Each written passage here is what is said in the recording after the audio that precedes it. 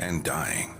From disproportionate health impacts on a planet that has less than 10 years to prevent irreversible damage, heat illnesses, respiratory illnesses, water-related illnesses, food system impacts, insect-related diseases, Black maternal health, and mental health effects. As the impacts of climate change mount, millions of vulnerable people, our people, are going to bear the brunt of these extreme environmental events, which will likely lead to forced displacement, loss of cultural identity, and other related risks. These realities are as real as rain. Stay tuned to KBLA Talk 1580 for more details about the most progressive multimedia and live events campaign any Black media outlet has ever undertaken to combat the climate catastrophe. Experts, events, empowerment. It's all on the way from unapologetically progressive KBLA Talk 1580. We don't black down. We level up. Level up, level up, level up, level up, level up, level up, level up, level up, level up, level up, level up, level up.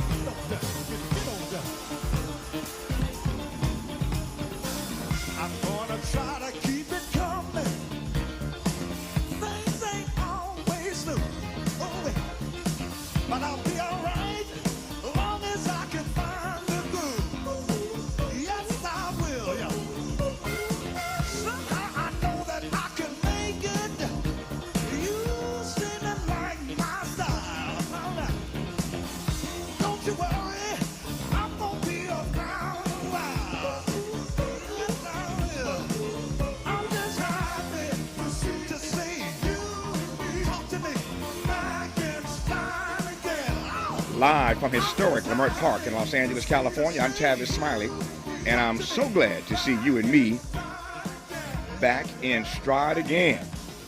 Before we get started with today's show, let me invite you to follow me on Facebook and Instagram at The Real Tavis Smiley, and get updates on X, that's formerly Twitter, at Tavis Smiley. By the way, should you miss any part of today's program or want to catch up on previous shows, you can always visit the TavisSmileyShow.com. That's the TavisSmileyShow.com, or wherever you get your podcast, and listen to the Tavis Smiley podcast version of this program at your leisure. Another great show on tap for you today in our second hour.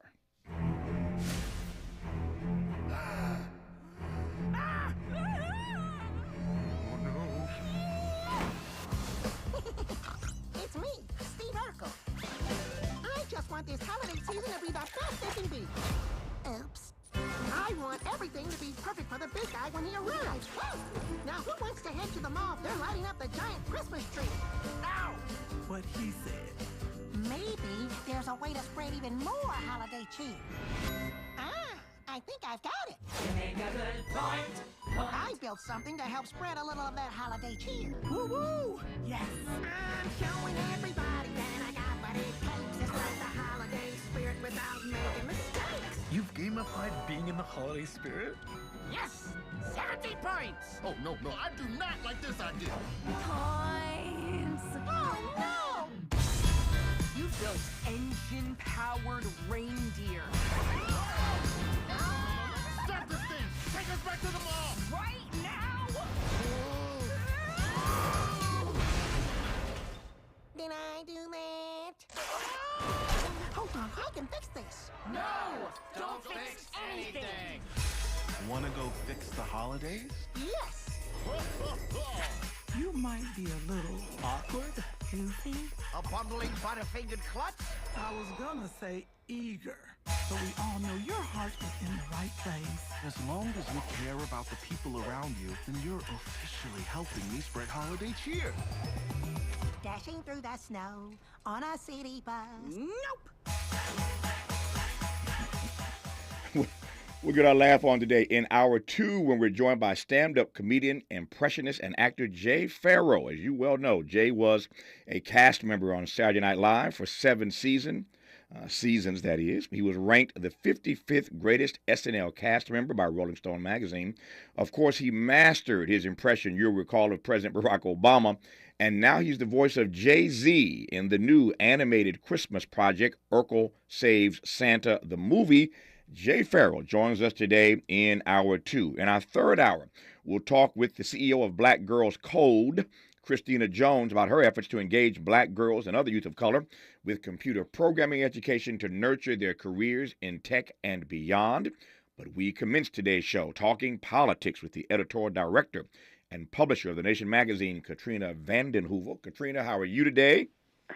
Hanging in there. Thank you, Tavis. It's good to hear your voice again. I'm glad to have you on for the hour. There's a whole lot to talk about. This is I don't know that I've ever started a program in my entire career with such morbidity. But as I was saying to someone over the weekend, it seems that the death angel is in the air. There is the passing, of course, of Rosalind Carter, then the passing of Henry Kissinger. Then on Friday, I was not here Friday. We do a best of program on Fridays. Friday came news that Sandra Day O'Connor had passed away. So the death angel is in the air.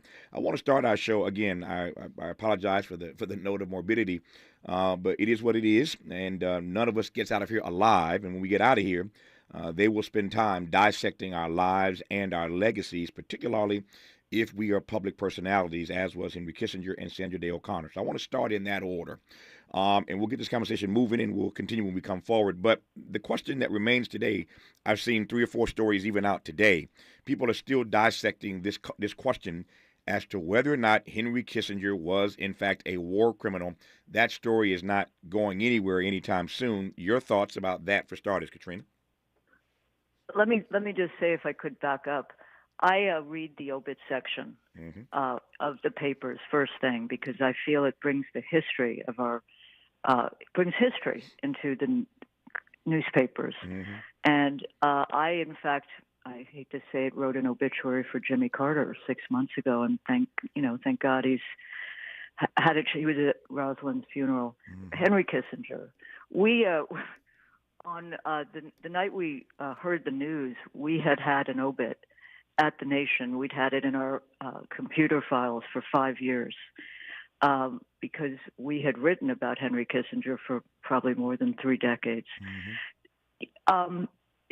It's interesting because, I think in the context of Chile and the role he played in overthrowing President Allende, a democratically elected president, and the brutality that followed the overthrow of Allende. But I think for most, and again, there's so much generational politics here, Tavis, because a generation was not alive during the Vietnam War. What he oversaw through Nixon, the president, the bombing of Cambodia, which led to the rise of Pol Pot, the dictator, and millions of people in that country killed in gulags and in genocidal violence. So he plays a role in the brutality, the genocidal politics of national security of the United States. So I think I would add one thing, though, because I've spent time in Russia. There's an extraordinary gravesite to the former leader Khrushchev, Nikita Khrushchev, by a famous Russian sculptor, Neozvesny, and it's made of black and white marble to suggest that this man was both good and no one is pure. And Henry Kissinger, I would say, was a war criminal, but he also was someone who, in the last years of his life, was more sane about America's engagement with Russia and China. Hold that thought 1 second. I want to continue on that note. Let me do this right quick, and we'll come forward and continue our conversation. Just getting started with Katrina vanden Heuvel, editorial director and publisher of The Nation magazine, talking first about Henry Kissinger and this story that continues to track as to whether or not he was, in fact, a war criminal. It's one thing not to be pure. It's another thing to be a war criminal. You're listening to Tavis Smiley. Hope, agency, dignity. This is Tavis Smiley. Can you dig it? Come on!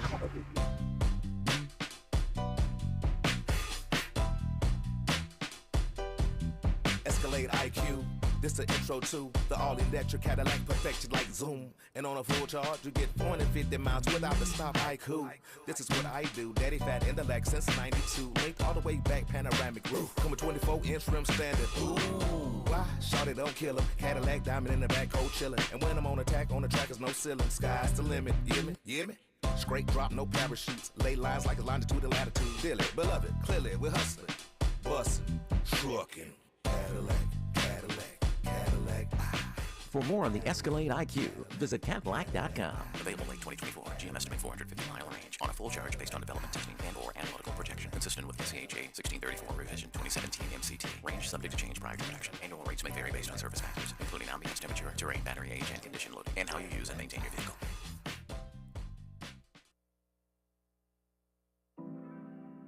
Did you know addiction to drugs like meth or cocaine is a disease and not a choice? But getting help is. If you have stimulant use disorder, you, your family, and friends may have a lot of questions, including where to start. Choose Change California can help. Make a change today and find a proven treatment option for you at choosechangeca.org. Ask any former youth in foster care what they missed most while growing up, and they will most likely answer, someone to show me unconditional love. Now, isn't that something we all wished we could experience? Here in Los Angeles, up to 40% of homeless youth on our streets identify as LGBTQ+. The most prevalent reason for homelessness among this population is the rejection they've experienced from their own families. The LA County Department of Children and Family Services and Raise a Child are searching for safe, nurturing, and affirming foster parents within our community willing to stand up and serve all children and youth in foster care, especially LGBTQ youth.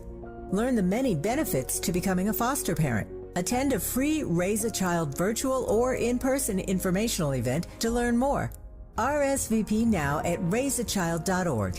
That's raiseachild.org. And thank you. Teachers are dynamic leaders shaping a new generation. They bring a variety of perspectives from diverse backgrounds, innovating how they teach to prepare students for our fast-changing world. They're skilled experts, discovering a universe of solutions, telling stories, inspiring, mentoring, connecting cultures, leading by example. Teaching is a journey that shapes lives. Are you ready? Explore teaching at teach.org, supported by the U.S. Department of Education and 1 million teachers of color. Made fresh daily in the Mert Park, Los Angeles, California. You're listening to Tavis Smiley. Tavis Smiley and Katrina Vanden Heuvel, the editorial director and publisher of The Nation magazine. As I said moments ago, in case you've just tuned in, it appears that the death angel is in the air. Last week, just chock full of the deaths of some pretty iconic Americans, including, of course, the burial now of Rosalynn Carter, former First Lady. We talked about that last week. Then there was Henry Kissinger, who passed away at the age of 100. Secretary of State, clearly the most powerful in recent memory. And the questions persist today as to whether or not Henry Kissinger was, in fact, a war criminal. Amongst all the accolades and tributes he's getting, there are those who are just sadly disappointed that someone who they regard as a war criminal survived all those years, never prosecuted, never brought to accountability or to atone for the millions of folk who died in part because of his decisions. And then on Friday came the word that the first woman on the U.S. Supreme Court, Sandra Day O'Connor, had passed away from dementia at the age of 93. We'll get to Sandra Day O'Connor in a moment. And, of course, there's Israel Hamas to talk about. I was thinking, first of all, Katrina, just a bit of levity in the midst of all this morbidity. I was thinking of your comment about reading the obit section. And what's funny about that is, you may recall a few years ago, they did a wonderful documentary about the obit section at the New York Times. I would love this. I was involved with it. Yes, I remember this. I love this. I love this documentary because it really went behind the scenes rather, to show us how these obits are written, how they approach their work every day. They see their work, in fact, as a witness. Just an amazing documentary, if you've never seen it, about the way the obit section is done for the New York Times. I thought about that, number one, because I read the obit section as well. And I also thought of George Burns, the late great comedian, who once said that he woke up every morning and the first part of the paper he read was the obit section first to make sure he wasn't in it. That's George Burns. That's wonderful. I want to make sure I'm not in it. And then he went ahead and started his day. So that's my thought about that. I also love, by the way, in the obit section in the New York Times, they now have a section where, people who didn't live grand, big lives, but ordinary people who were not paid attention to at the time for reasons of race, gender, are brought into it, which is great. I was going to say on Henry Kissinger, though, if I could just say one thing. Go ahead. Yes, war criminal. But let's not forget we're living at a time, Tavis, as the Palestinian death toll crosses the 10,000 mark in early November, we're looking at war crimes being committed. We've lived through periods, whether it was Iraq or Kosovo, when there have been war crimes. But here's one problem. The International Criminal Court, the United States is not a signatory and will never submit itself. So how do you bring justice in the international sphere?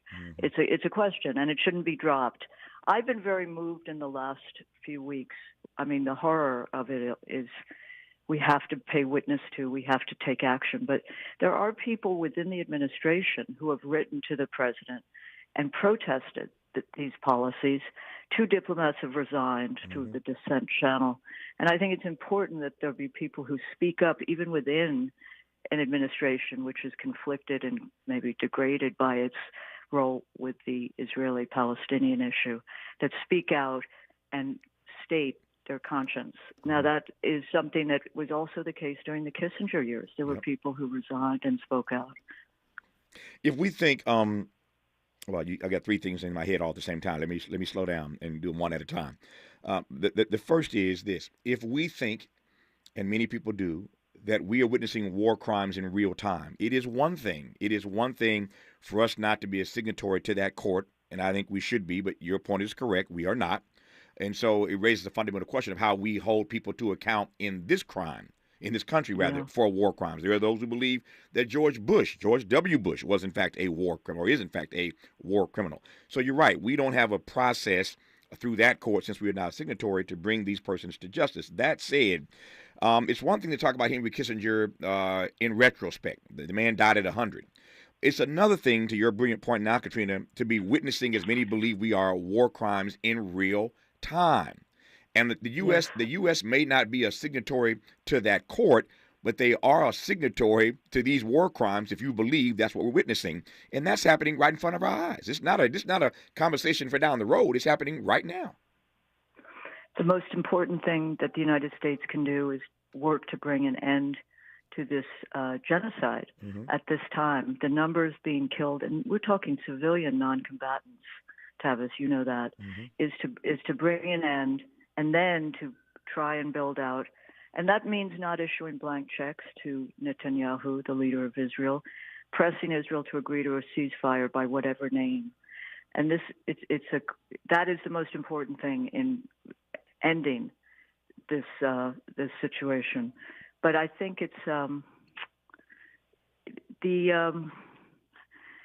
just peace remains incredibly remote, and what it means. But I do think the most important thing is to bring an end to this war through ceasefire.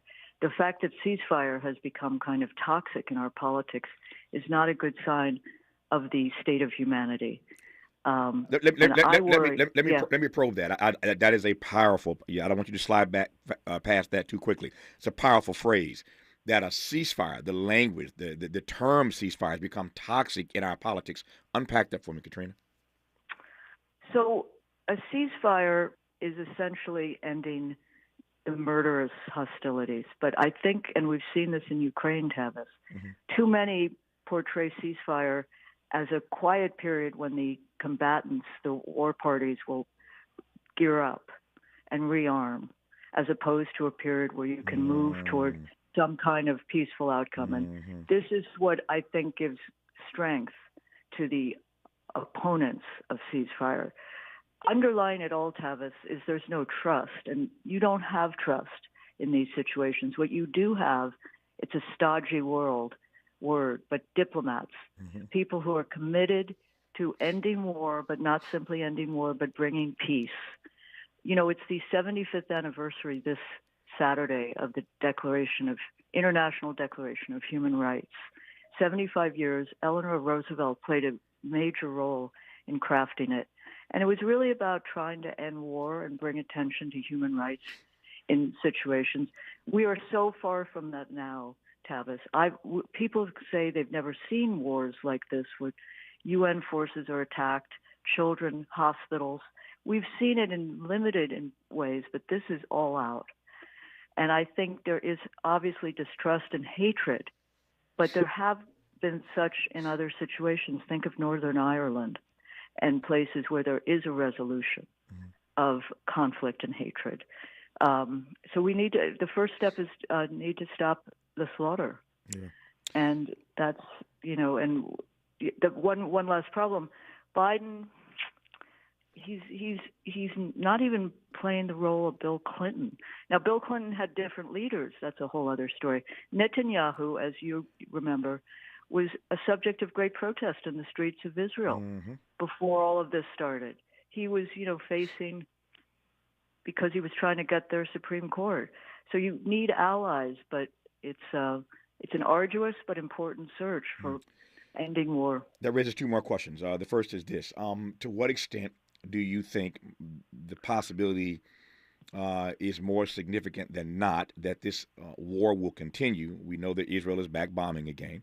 The ceasefire held for the number of days that it did, and as we all knew would happen, they're back at it again. The question is how much worse this is going to get, in part because of BB's politics. And you know exactly what I'm asking here. For him and for those rabid conservatives around him, there is an advantage. There are advantages to them continuing this escalation, no matter how many calls for ceasefire there are.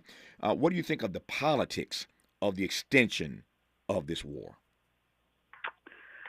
I think for Netanyahu, this is useful. It's a terrible thing to say, and I do want to back up and just add that, we've written a lot, Tavis, in the last month or more, and we've tried to give voice to Palestinians, but at the same time, we've also been very clear and critical about the inability on some parts of the left to utter clear condemnation for the slaughter of civilians on October 7th. And I think it's important to understand that condemning civilian murder on all sides is critical. I think Netanyahu is invested in this, and I think he's gaining strength and not facing as clearly the corruption charges. And I think what's clear, though, Tavis, United States could, with one step, play more of a role in saying, let's bring about some peace that will bring more security to you than this ongoing war. Adding to the Palestinian body count is not going to bring safety or security to a single Israeli. And I think, but it's politically toxic, and I think there's very little will. And generationally, I'll stop, but politically, Tavis, there's a lot of energy, social change energy in what we're seeing in protests on the streets. A lot of younger generation, don't know what the slogans mean, and they see it as social change. There's a history here as well, so it's more complicated. I want to ask you in a moment here, or in moments from now, I've got a few more things I want to cover first. I want to ask you about that younger generation and the impact that's going to have on Biden's reelection. He's losing ground with these young voters, and that's a problem for any Democrat up against a guy like Donald Trump. We'll come back to that, I promise, a little bit later. But watching my time here, what do we make of the story again? We mentioned the New York Times earlier, talking about the obit section. But what do we make of the story they broke a few days ago? That Israel knew about this October 7th attack, or the potential of it, a year ahead of time, and did not take it seriously. I watched that story unfold over a few days, as you did, because I wanted to see if the New York Times got it right. Because I said to myself, if they've gotten this story wrong, this is a huge mistake on the part of the New York Times. It appears that the story is correct. They have not backed down from that story. I have not read Israel with a flat-out denial. Perhaps I have missed something. But how do you read the fact that for all that BB is doing now, again, the politics of it, he keeps going on and on and on to make up for the fact that he was asleep at the wheel, that his administration knew about this apparently and didn't do anything to stop it in advance, but now they make this argument that we have a right to defend ourselves, yada, yada, yada. How do you read that breaking news that they knew about it and didn't do anything about it? Well, first of all, I think part of the major subtext of what we're witnessing is a enormous security failure, which Netanyahu is trying to cover up.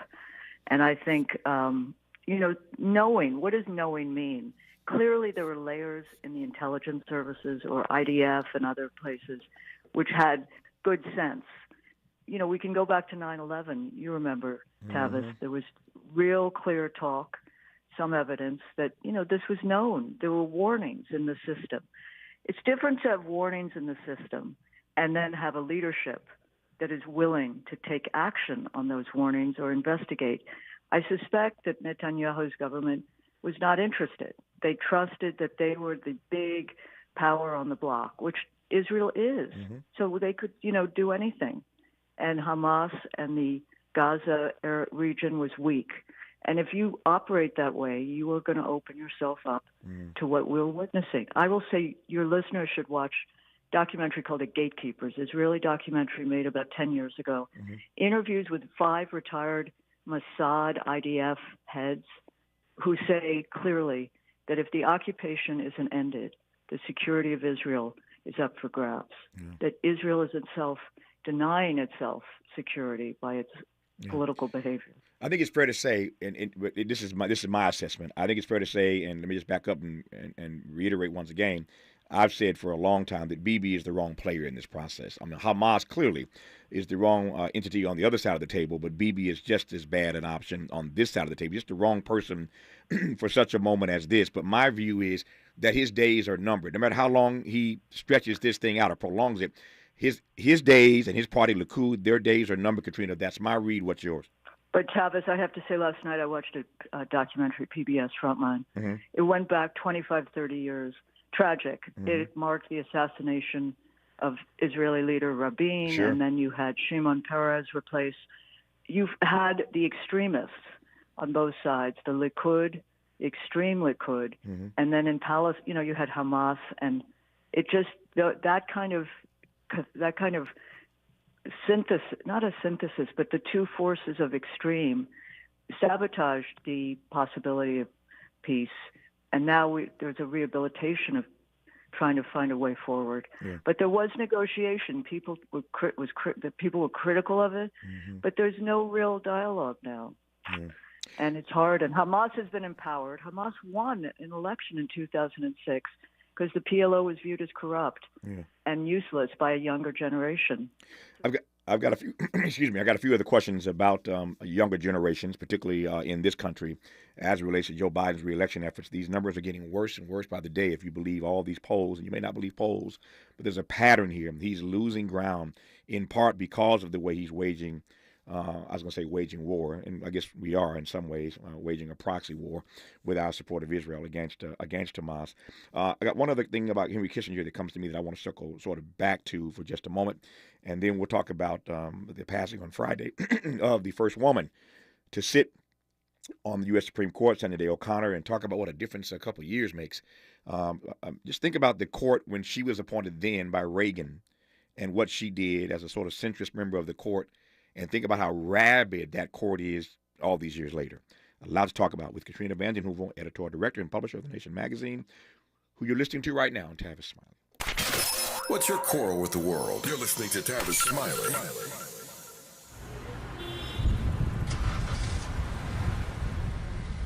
What's up, party people? It's your favorite MC's favorite rapper, MC Light here. And we're celebrating 50 years of hip-hop, authentically powered by Cadillac.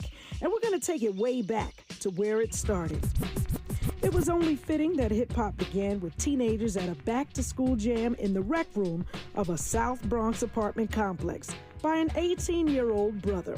By the way, I'm also sure he had a Cadillac parked outside. He noticed the energy on the dance floor when he switched between two turntables, extending the beats, repeating the breaks, and never losing the rhythms. And that was the birth of hip-hop. And from that moment, it took off. For more on how Cadillac is celebrating hip-hop's 50th, visit Cadillac.com/audacity.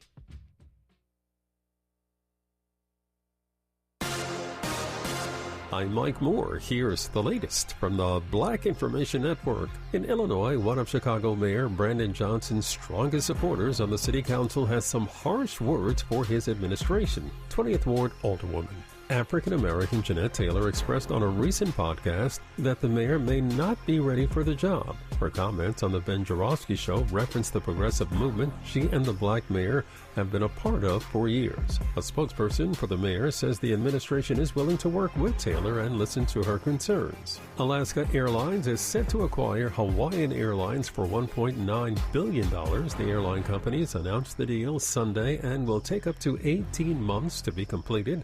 Headquarters will be located in Seattle with Honolulu a key hub. And that's the latest. I'm Mike Moore from your 24/7 news source, the Black Information Network and BINnews.com. Grab your crush and head to Sheraton San Diego Hotel and Marina for a boat picnic of champagne and charcuterie in the heart of the harbor. Love is in the air and on the water when you explore your next getaway at CrushingOnFall.com. That's CrushingOnFall.com. This is the KBLA Sports Minute with Ray Richardson. All of a sudden, the Rams are in the mix for a wild card spot in the NFC playoffs. The Rams beat a very good Cleveland Browns team Sunday at SoFi. They extended their winning streak to 3 and are back at 500 at 6-6. 3 touchdown passes for Matthew Stafford. The Chargers beat New England despite scoring no touchdowns. Big props to the Chargers defense. The Chargers got their first shutout in 6 years. 2 field goals by Cameron Dicker in the second quarter were the only points in the game. The Chargers are 5-7. Congratulations to Florida A&M. They beat Prairie View to win their first SWAC football title. Florida A&M will play Howard on December 16th in the Celebration Bowl in Atlanta. The Celebration Bowl is the Black College Football National Championship game. No debates, no speculation, just the info you need. That's your KBLA Sports Minute. I'm Ray Richardson. More news, opinions, and conversation when we come forward on KBLA Talk 1580. Beware, if you are 60 or older, you may be at increased risk of hospitalization from RSV, respiratory syncytial virus. Not all dangers come with warning labels. Talk to your pharmacist or doctor about getting vaccinated against RSV today. Learn more at bewareofrsv.com.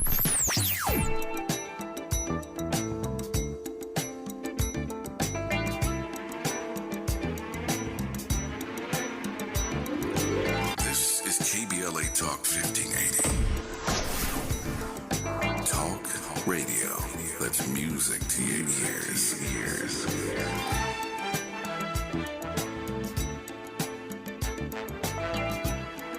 We're unapologetically progressive. KBLA Talk 1580. We've got a lot to talk about. Race, culture wars, political turf battles, criminal justice and injustice, the courts. These are the conversations you won't hear elsewhere. My guests are leading journalists, celebrities, and sports figures, elected leaders, and influencers. They aren't afraid to get into it and say the quiet part out loud. With Ariva Martin in real time, your commute just became the most engaging part of your day. Tune in weekdays from 4 p.m. to 6 p.m. or find us on YouTube. Ariva Martin in real time, when you want it straight, no chaser. Unapologetically progressive. KBLA Talk 1580. We've got your black.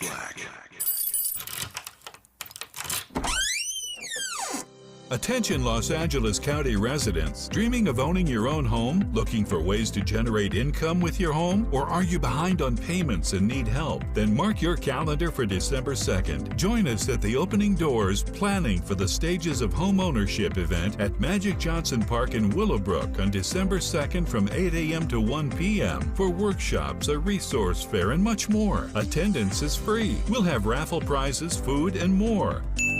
Dive into valuable resources designed to help you navigate the home ownership pipeline. To learn more or to register for the event, please visit our website, dcba.la/opening doors. Again, that website is dcba.la/opening doors. See you at Magic Johnson Park on December 2nd. Doors open at 8 a.m. for registration. This message is brought to you by LA County Department of Consumer and Business Affairs. Day one, the hardest day. The day you hear, this is a type of blood cancer.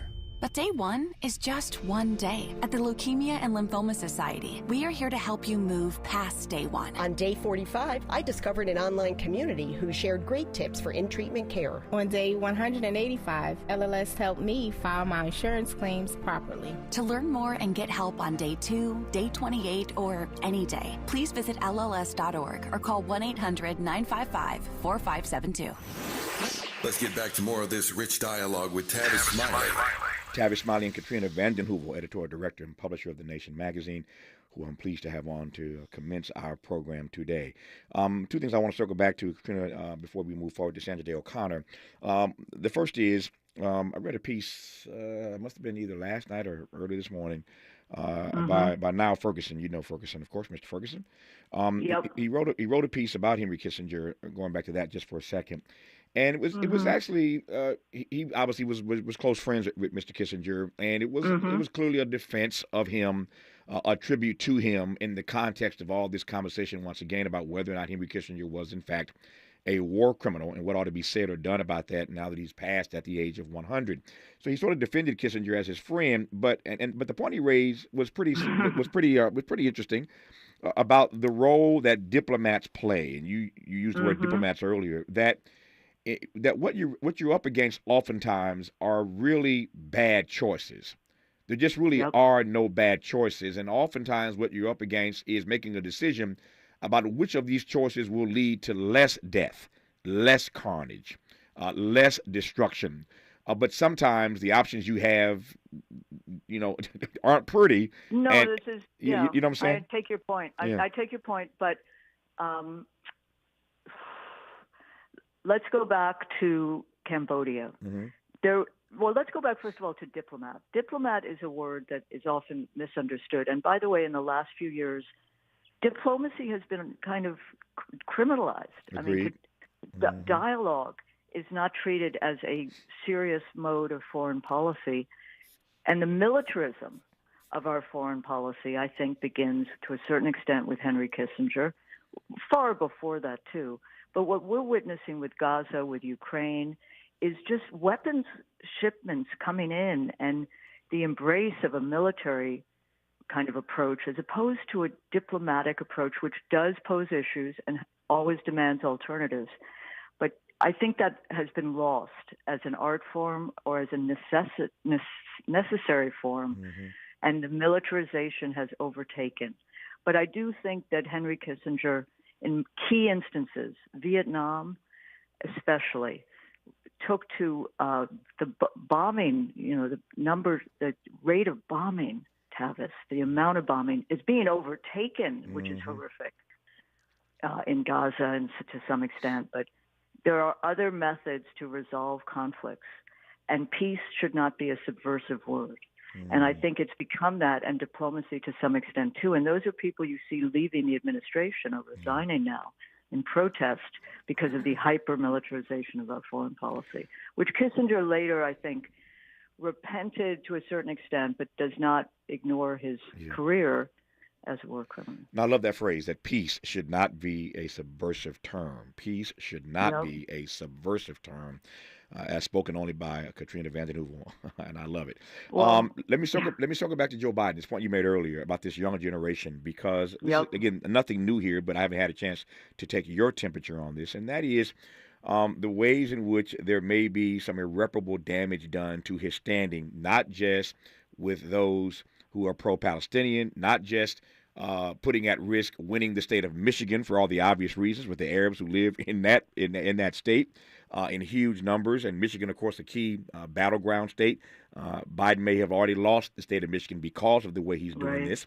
But what say you about the impact that his losing this younger generation, as all these polls indicate? Let me just back up for a second. It's easy for my friend Bill Maher and everybody else to Sure. make fun of all these young folk on college campuses. I mean, everybody's going in on these young people for the ways in which they are expressing themselves on these campuses about what's happening in the Middle East.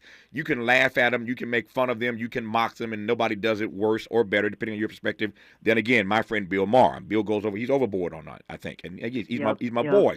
But everybody wants to mock these students. But at the end of the day, these students that you're mocking are the ones that Joe Biden's going to be counting on come November to win this election. And if this holds, they ain't going to be there for him. They ain't going to show up for him, Katrina. That's right.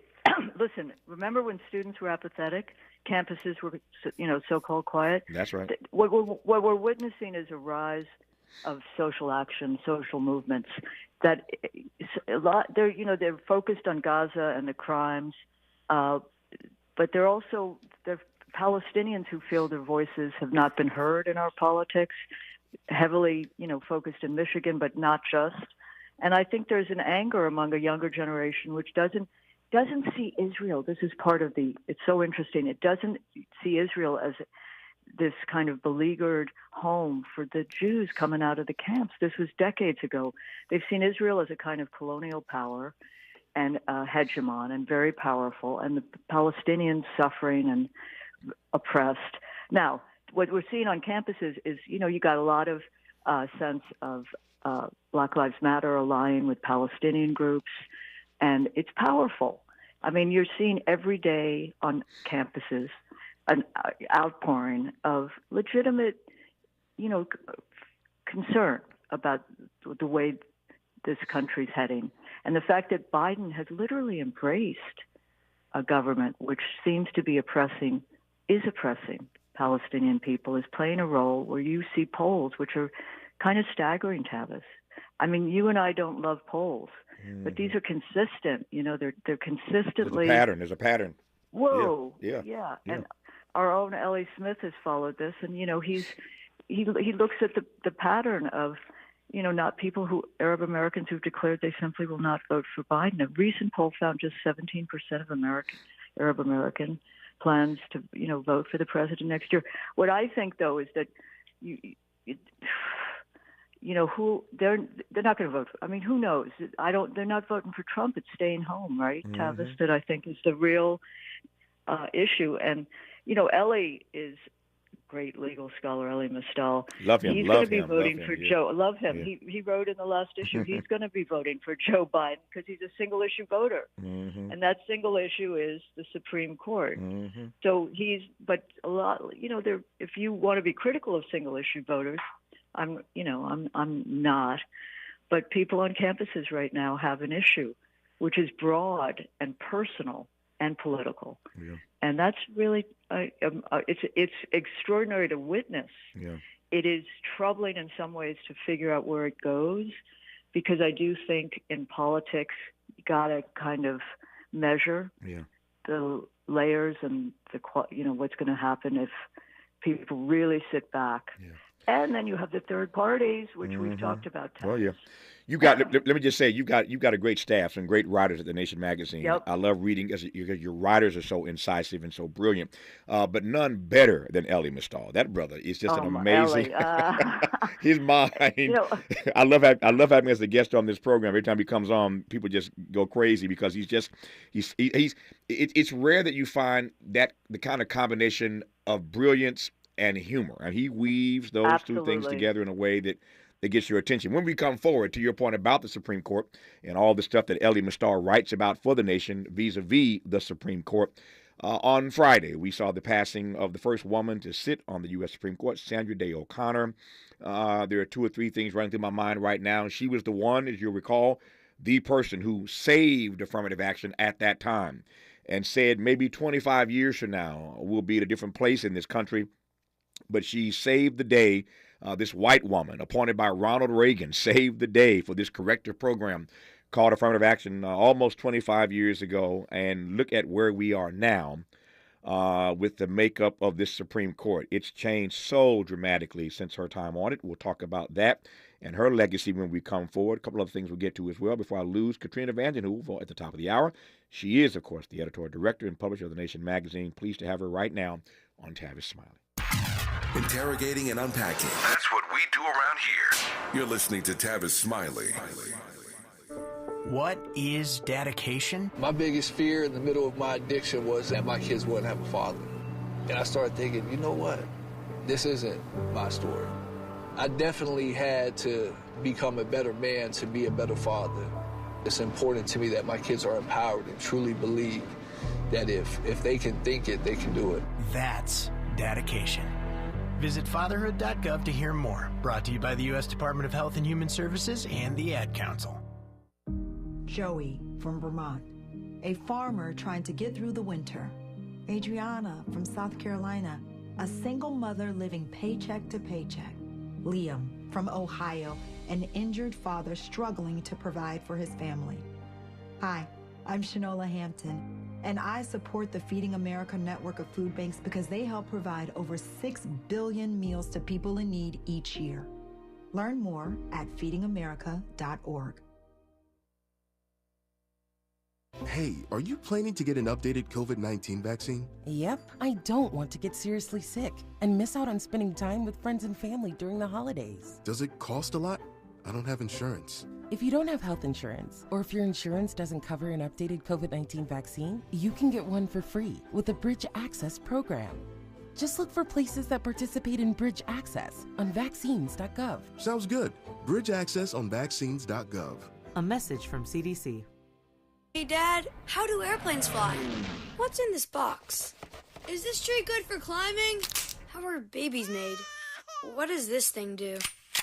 Kids are curious about everything, including guns. Talking to them about gun safety in your home is a good first step, but you can do more. Always keep your guns locked, unloaded, and stored separately from ammunition. Safe gun storage saves lives. Learn how to make your home safer at endfamilyfire.org. That's endfamilyfire.org. Brought to you by End Family Fire, Brady, and the Ad Council.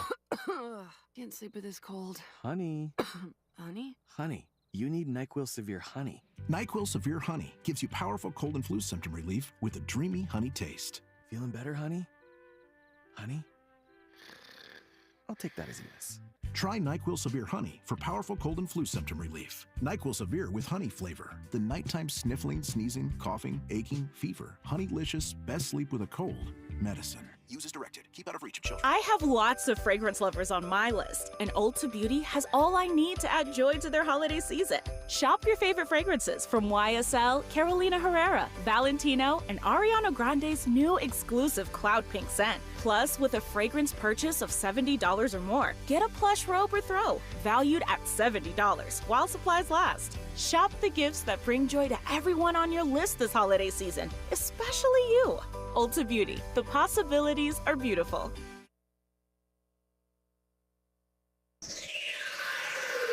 Sounds different. Huh. This is Tavis Smiley.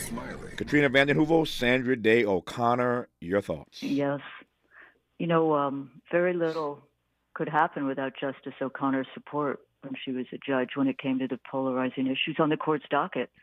We were talking affirmative action, abortion, voting rights, religion, sex discrimination, other hot-button subjects. And she was the middle ground. And what does that mean? I mean, today we have a hard time thinking of a middle ground, but what she did was she looked for where the public's preferred place was. And she had a great saying that rare indeed is the legal victory in court or legislature that is not a careful byproduct of an emerging social consensus. I also think she came, Tavis, from state legislature, which I think is critical. If you look at the court today, it's mostly Harvard, Yale, and it's academic scholars. But I think to have someone who's lived life is also important. And, it may be that she towers now more because of the barrenness of the landscape around us today, but she did play an important role. And then, of course, she was asked to leave, I believe. It was kind of played a role in the Ruth Bader Ginsburg back and forth. Would Ginsburg leave the court to open a spot? But Sandra Day O'Connor did leave the court to spend time with her husband, who had, I believe, Alzheimer's and was in assisted living. One of the sadnesses, I believe, was that he didn't recognize her, he didn't know her, and he had been with another woman at the assisted living. On a happier note, it seems that Rehnquist had proposed to her when they were at Stanford Law. It's come out. But she was an interesting figure, and it's kind of a throwback, because as we look at our court and how, it's just so seared into a politics of polarization that it's unusual. Yeah. What is your read of how rabidly conservative this court is now? Whew. Someone asked me the other day, what is the greatest danger to this country? And there's a lot of writing and talking about Trump and dictatorship. I think the Supreme Court is the most dangerous institution. And I think it's coherent, it has a plan, it's lifetime, unless we get some sanity, as Ellie's always talking about. I call it court. I was raised in a family which called court reform, not court packing. But I do think it's, the right wing, such as it is, didn't trust Trump until he gave that list of judges hammered out by right-wing groups, gave it over to Mike Pence, right? And they knew they were in safe hands. But the court has meant a lot to the right wing over these last decades, and we're only learning how we need to pay attention and find some ways. But that is a dangerous institution right now. It is indeed.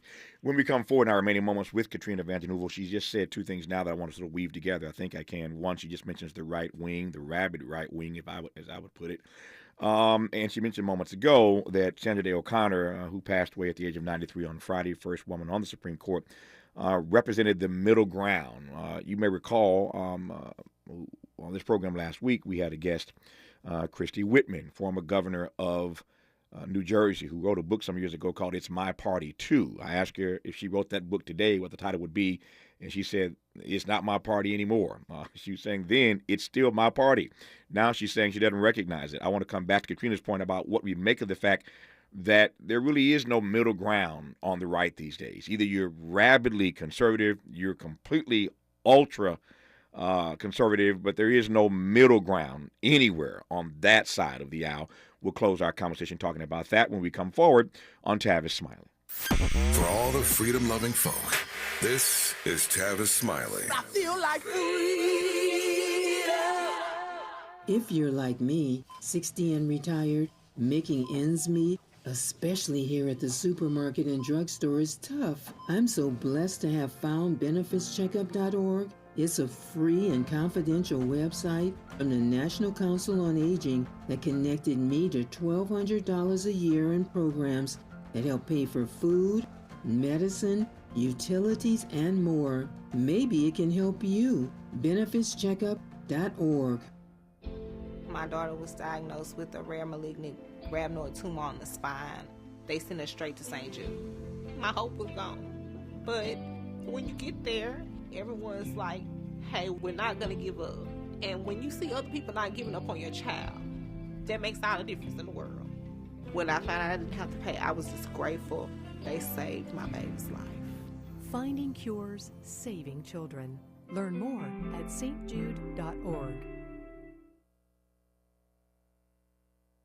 KBLA Talk 1580 is the exclusive media sponsor of this light of ours, activist photographers of the Civil Rights Movement.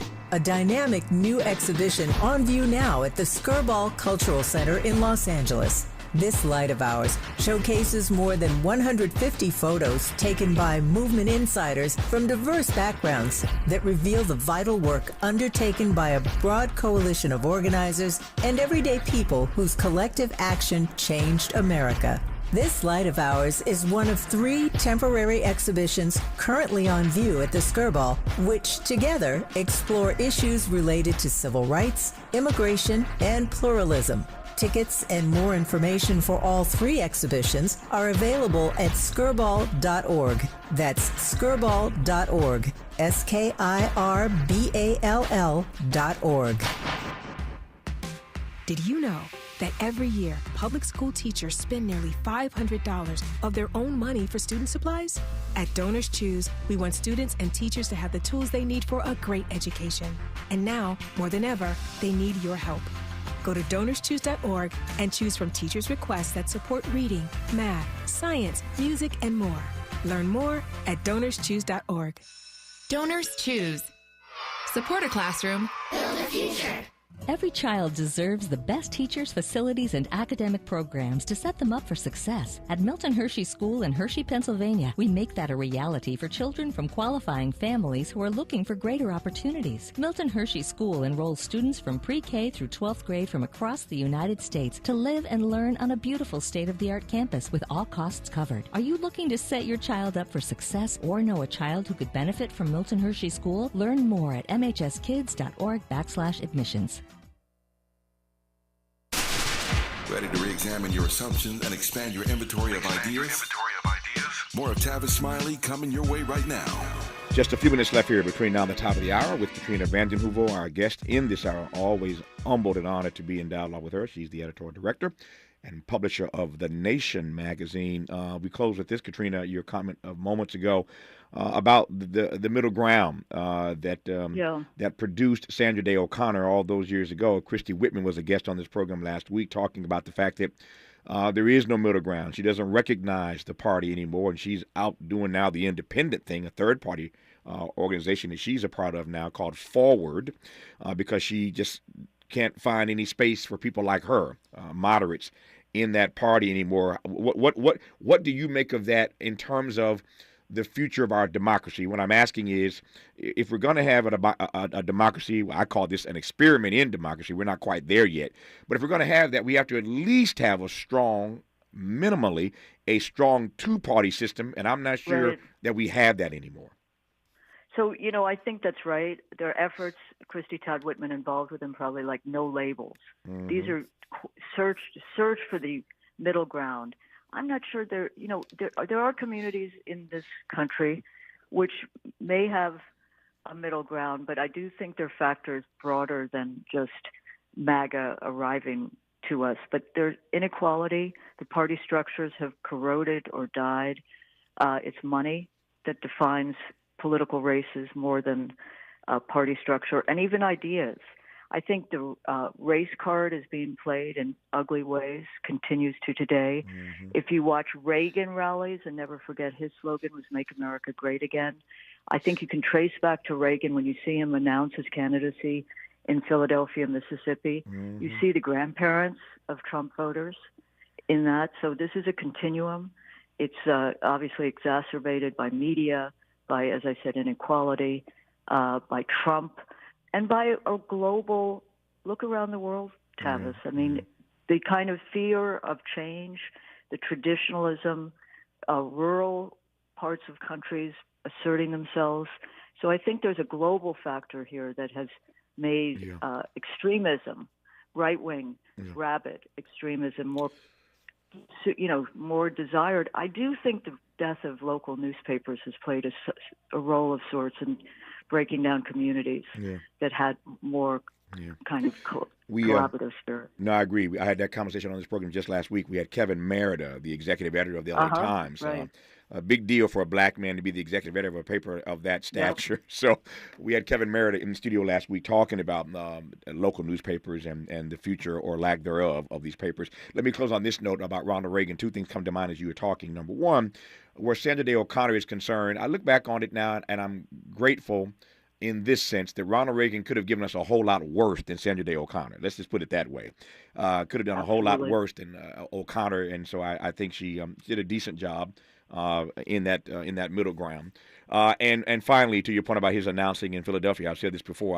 I knew Ronald Reagan was no good when he announced his campaign in Philadelphia, where they'd killed Goodman, Schwerner, and Cheney. Those three civil rights workers. You knew then nothing good was going to come out of that administration, but I digress for now. Katrina Vanden Heuvel, always delighted to have you on the program. We'll do it somewhere down the road, but until then, happy holidays, and thank you for your time as always. Humbled and honored to be on your program, Tavis. Thank you. Thank you, Katrina. When we come forward, Jay Farrell of SNL fame on Tavis Smiley. KBLA 1580 Santa Monica. I'm Mike Moore, here, woman. African-American Jeanette Taylor expressed on a recent podcast